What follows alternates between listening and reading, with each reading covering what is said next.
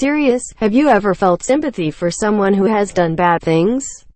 Why? Attention. Serious tag notice. Jokes, puns, and off-topic comments are not permitted in any comment. Parent or child. Parent comments that aren't from the target group will be removed, along with their child replies. Report comments that violate these rules.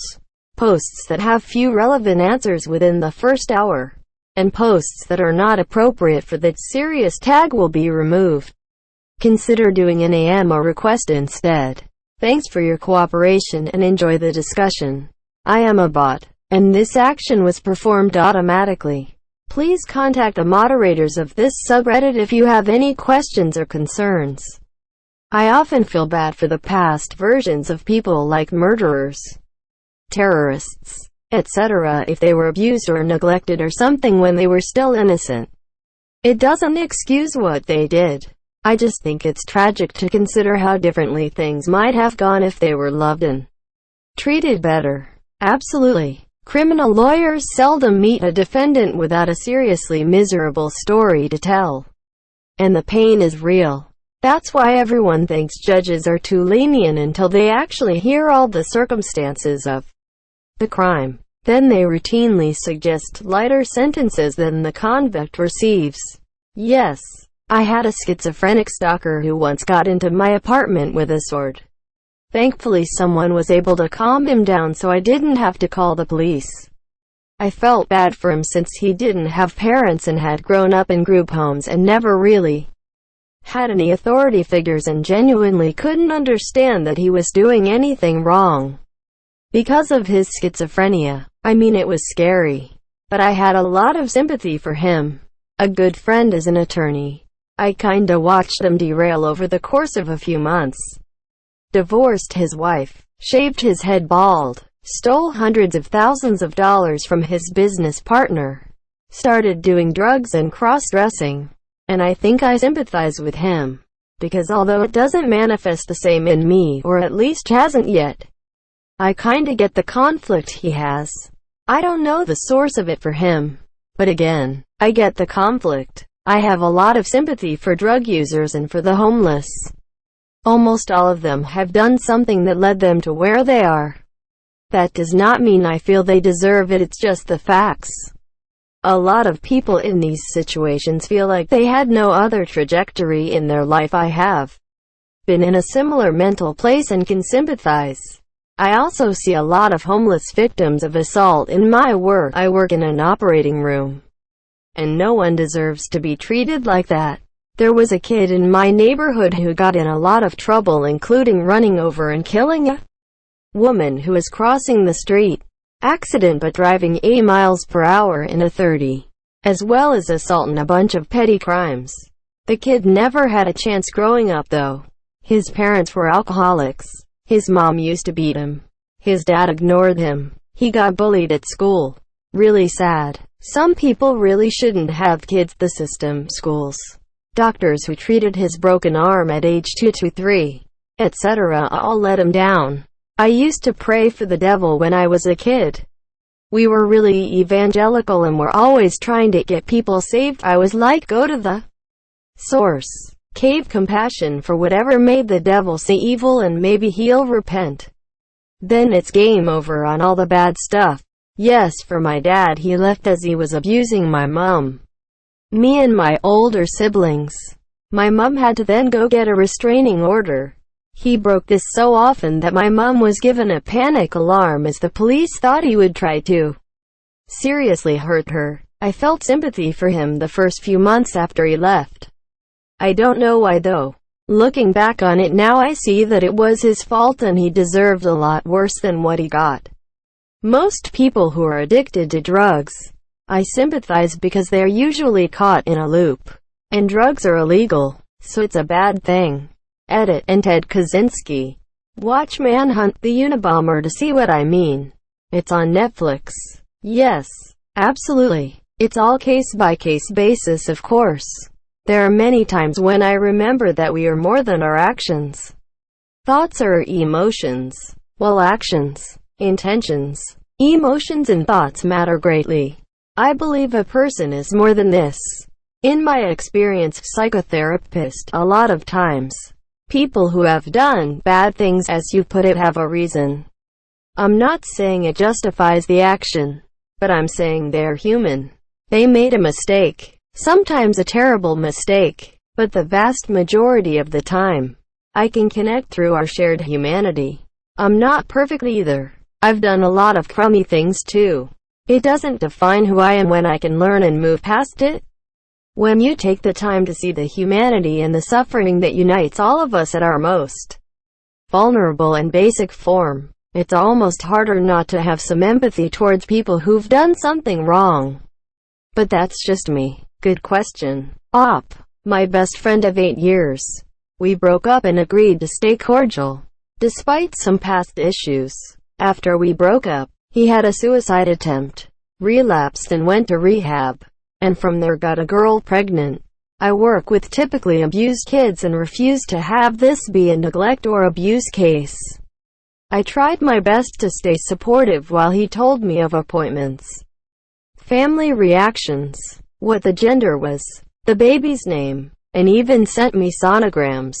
This all started last April with the attempt and rehab stories. It's 1 year later, and I just found out it was all a lie. All of it. I'm mad, don't get me wrong, but I also feel bad for him. I wonder about what in me knowing him for 8 years was true, but also think he threw away everything without the chance of repair by manipulating my empathy and lying to this extent. I was willing to help, despite his past shortcomings, but not anymore. I feel bad for people who are still persecuted after they did their time. The point of prison is punishment. After you do your time, you should get a second chance at life. And yet people never forget or forgive you. Yes, because I see their reason for doing so. I try to see both sides of the story. Dylan Klebold, one of the Columbine high school shooters. I feel sympathy for him because I believe he wouldn't have done what he did without befriending the other shooter, Eric Harris, and the bullying. His mom and friends described him as a very friendly and kind-hearted person. The writings in his journal lead me to believe he primarily wanted to kill himself instead of others. However, he was influenced by his friend and ended up doing a very cruel act and took innocent life. I don't condone what he did one bit, but I think he could have made it through what he was going through without others bullying him and the influence of his best friend.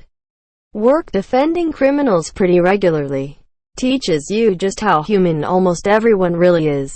One particular client killed 2 people in a drive-by. He dealt drugs. Another gang came into his area and it was pretty much a someone's gotta go situation and just a question of who got it first. But outside of his career, he was an ordinary guy.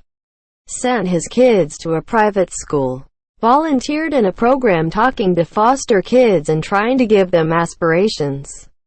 For a span of 3 months he'd drive his younger brother 2 counties over at 5 a.m. each day to take part in an elite sports camp, and he even donated annually to his old high school.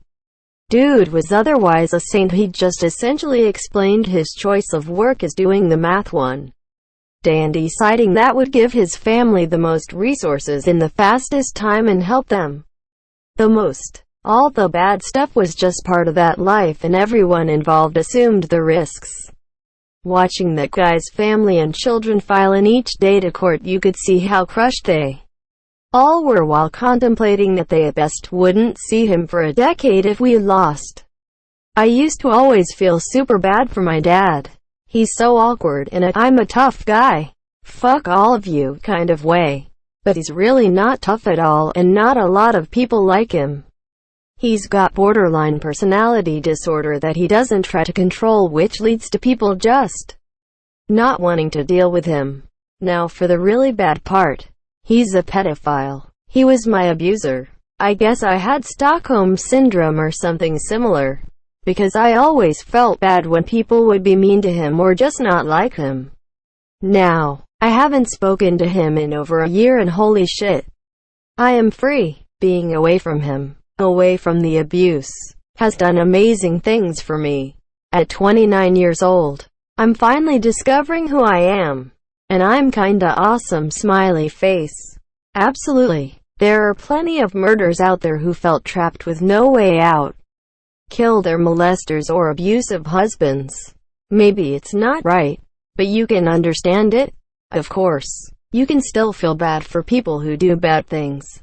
Often the only reason they're doing those things is because bad things happen to them first. Obviously that doesn't excuse their bad behavior, but you can still feel bad at the things that happen to them cause them to act out. Is this not something that everyone can relate to? I've felt sympathy for some of my bullies before. A lot of them had obvious things to be insecure about. A few of them actually realized over time that what they'd done was wrong, and we ended on good or at least neutral terms.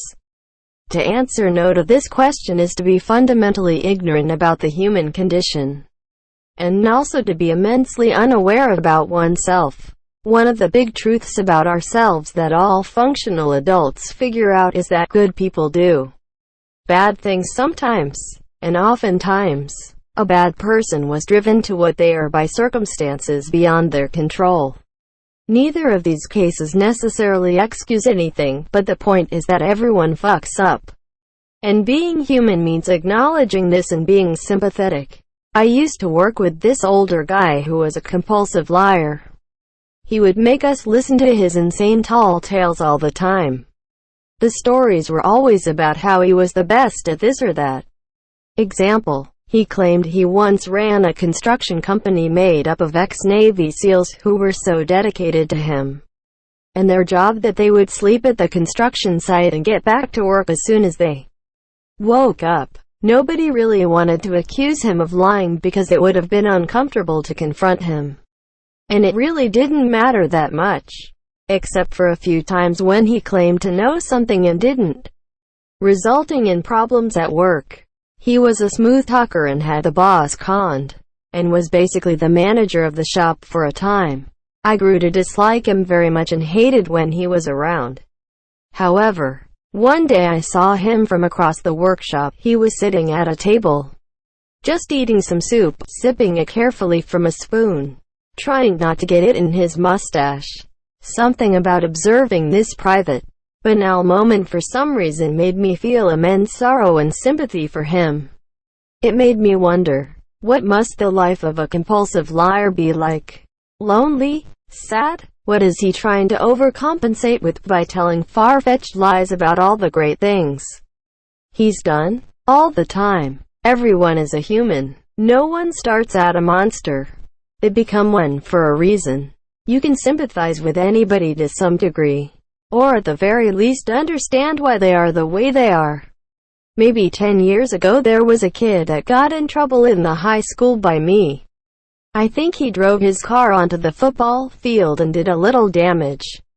He had gotten suspended or expelled. He came back to the school and shot up the office. He injured the principal and killed a vice principal and then took off. He drove about 1 or 2 miles down the road and committed suicide in a parking lot. His dad was a cop and the kid used his gun to shoot the school and kill himself. Much like other posters. I'm not excusing his actions in the school, but as I thought about him sitting in the car and deciding to kill himself, I felt sad for him. His last minute on earth was alone. Was he remorseful or regretful? I have no idea. Did he wake up that morning thinking he'd kill himself and decided to take some other people with him? I don't know, and I could be 100% projecting on him. But it was the first time in my life in which I felt sad for a situation like that. The final 30s or minute of his life was alone, possibly realizing what he'd done. Yes, there was a story here on Reddit about a man who almost let his wife beat their son to death. When you read that, at first you're not exactly rooting for the dad or the mom, who appeared a pro in kickboxing, but towards the end of the story you kinda wish she did kill him. Horrible, horrible son. Joseph Callinger. If you get a chance to read up on his story, do it. It's very interesting and very sad. He was a serial killer. His body count is in the low numbers. I think it's 3. including his own son, so he's not that famous among American serial killers. But he came from a fucked up childhood. He was adopted by a shoemaker couple who only wanted him as an assistant in their shop. So, he was basically raised as a slave, to further control him. And possibly because they were fucking sadists. They told him he had a demon in his penis that made it hard. But a doctor cut it off. So now his penis would never to get hard.